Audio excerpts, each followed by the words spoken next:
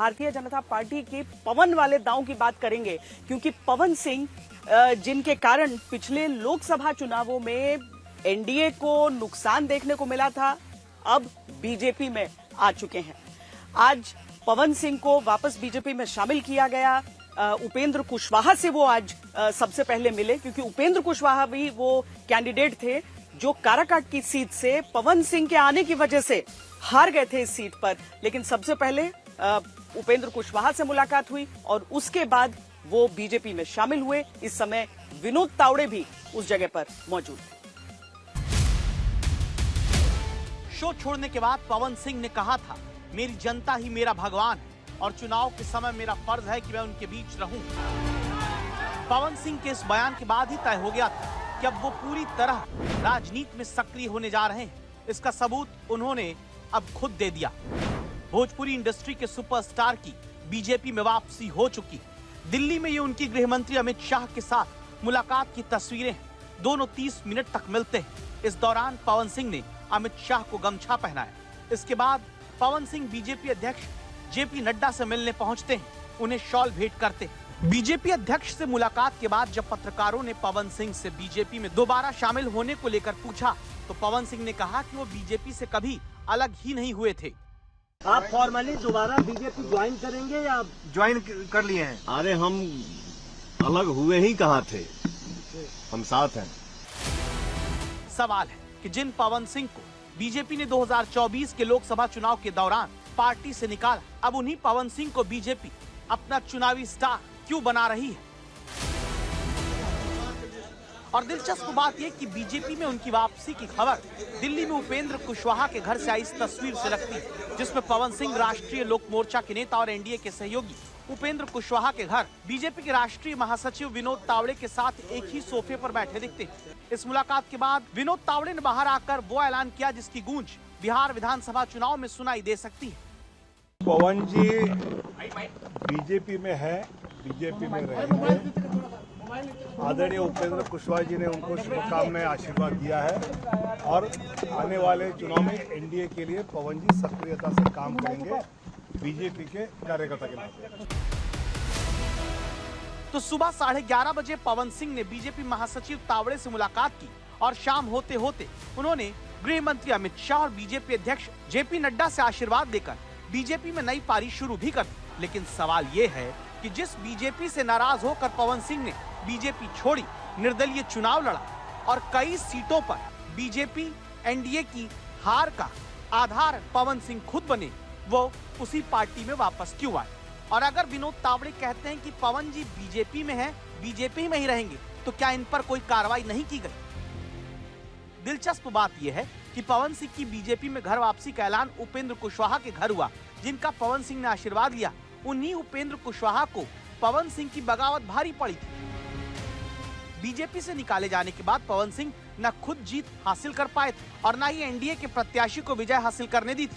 चुनाव आयोग के मुताबिक पवन सिंह को 2,74,723 वोट मिले थे। वहीं एनडीए प्रत्याशी उपेंद्र कुशवाहा के खाते में लोकसभा चुनाव के दौरान 2,53,876 वोट गए, जबकि सीपीआई-एमएल उम्मीदवार राजराम सिंह को 3,80,581 वोट मिले।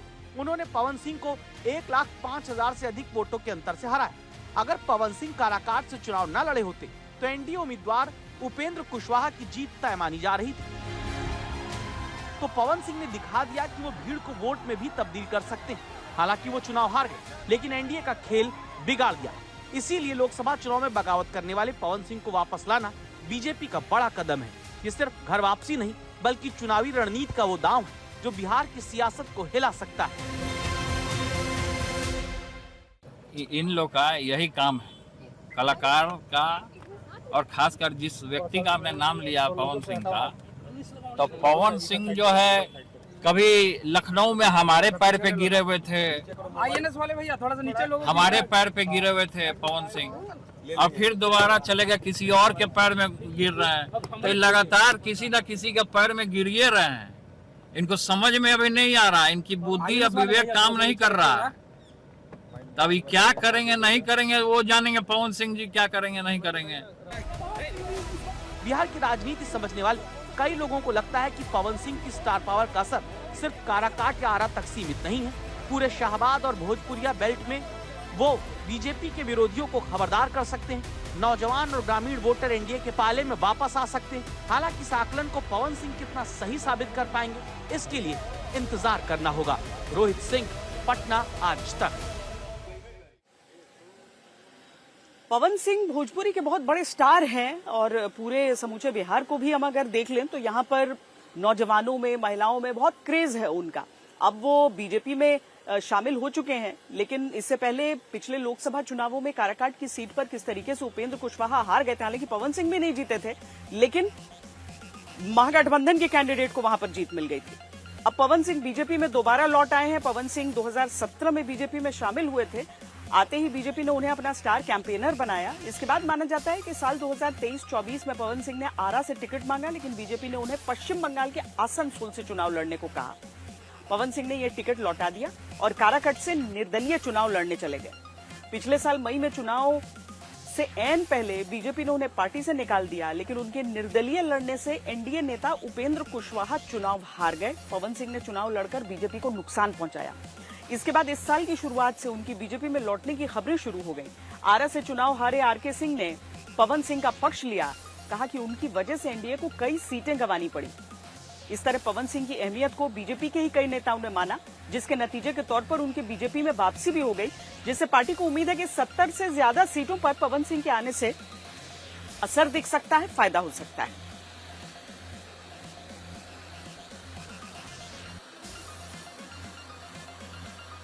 हम एक ऐसी सीट पर इस समय मौजूद हैं जो सुपरहिट इसीलिए है क्योंकि एक निर्दलीय उम्मीदवार ने उसे ऐसा बना दिया है। उपेंद्र कुशवाहा जहां के सांसद हैं, जहां 3 बार से एनडीए का ही सांसद चुना जा रहा है, उस काराकाट सीट पर इस बार कैसा बहुकोणीय मुकाबला है वो हम आपको दिखाएंगे। यहां भोजपुरी के सुपरस्टार पवन सिंह मंच पर हैं और ऐसा लगता है जैसे पूरा गांव उमड़ आया है उनकी एक झलक पाने के लिए। और जो मुझे प्यार, आशीर्वाद मिल रहा है उससे बहुत ही खुशी हो रही है। मैं खुश हूँ।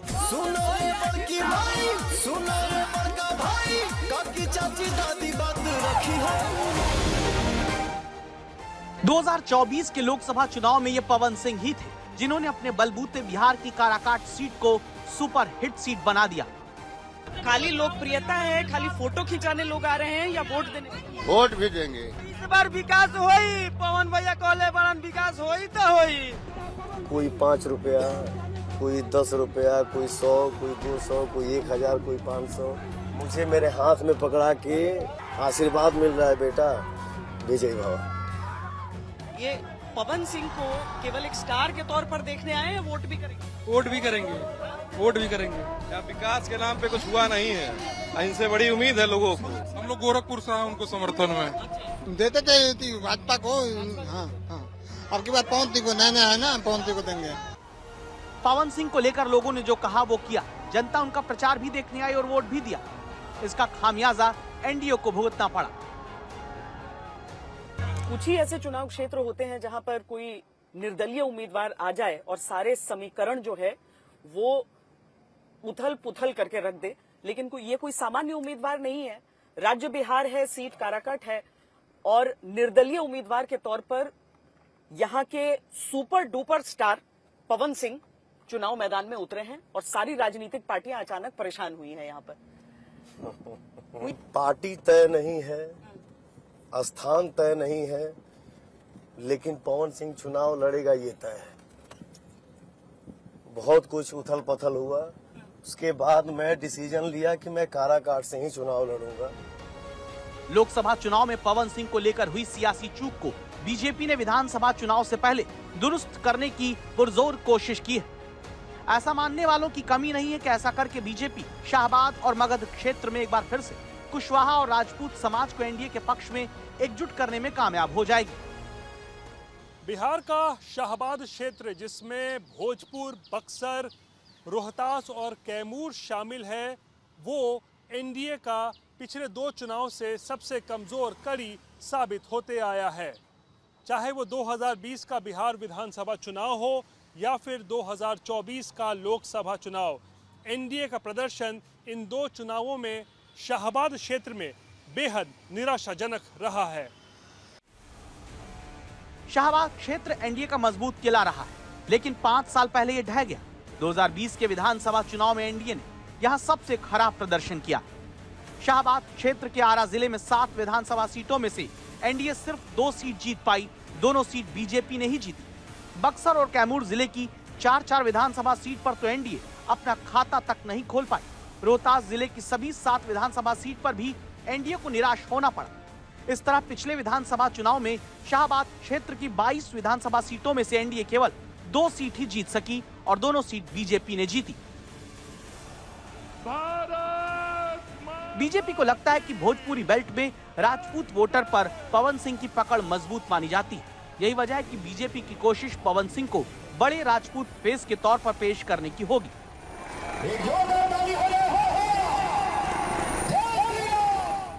एनडीए की कोशिश शाहबाद की तरह मगध क्षेत्र में भी अपने पिछले प्रदर्शन को सुधारने की होगी, क्योंकि पिछली बार मगध क्षेत्र में आने वाले अरवल, जहानाबाद, औरंगाबाद और नवादा जिले में एनडीए का खाता भी नहीं खुल सका था। पिछले विधानसभा चुनाव में एनडीए के इस खराब प्रदर्शन के पीछे राजपूत और कुशवाहा वोटर में बिखराव को वजह माना गया, जो लोकसभा चुनाव तक जारी रहा। पवन सिंह की बगावत ने इसे और गंभीर बना दिया। पार्टी ने कहा, बीजेपी ने कहा कि हम निष्कासित करते हैं, पर मंच से आप किसी की बुराई नहीं कर रहे हैं।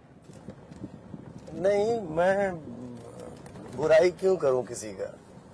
बुराई करनी भी नहीं चाहिए।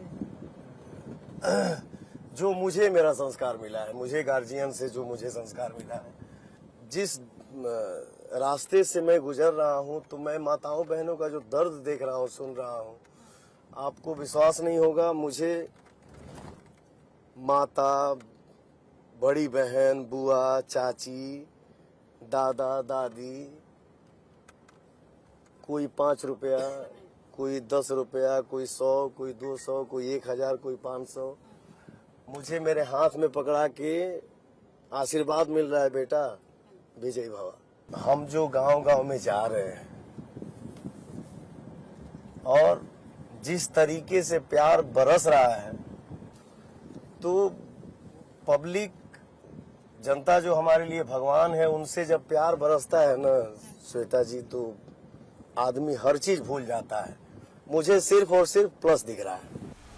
2024 के लोकसभा चुनाव में एनडीए को बिहार से बड़ा झटका लगा और बिहार में उसकी सीटें 39 के मुकाबले 30 पर आ गई।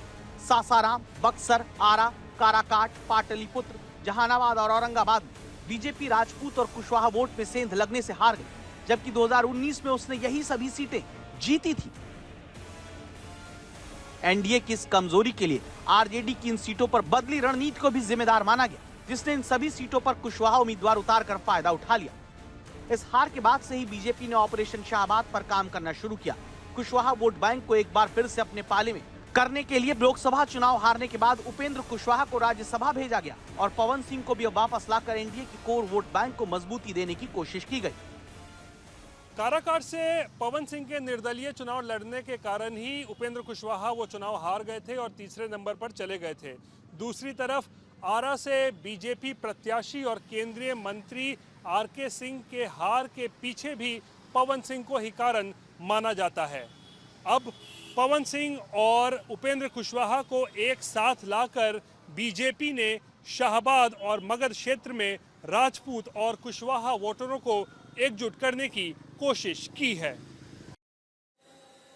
तो अगर इन्हीं लोकसभा सीटों को आप विधानसभा के हिसाब से देखेंगे तो यह संख्या बड़ी हो जाती है और पवन सिंह के कंधों पर बड़ी जिम्मेदारी मगध और शाहबाद के रूप में इस समय नजर आ रही है, क्योंकि वहां पर जो विपक्ष है उसने भी अपने आप को मजबूती प्रदान करने की कोशिशें बहुत की हैं। और ऐसे में पवन सिंह जैसे ही बीजेपी में आते हैं, वैसे ही सोशल मीडिया एक्स पर वो विरोधियों पर जमकर बरसते हुए लिखते हैं कि जातिवादी राजनीति के पोषकों के दिल पे आज ये फोटो देख के सांप लौट रहा होगा, लेकिन जिनके दिल में विकसित बिहार का सपना बसता है वो कब तक एक दूसरे से दूर रह सकते हैं। आज हमारे माननीय गृह मंत्री मोदी जी और नीतीश जी के सपनों का बिहार बनाने में आपका बेटा पवन पूरी पावर लगाएगा।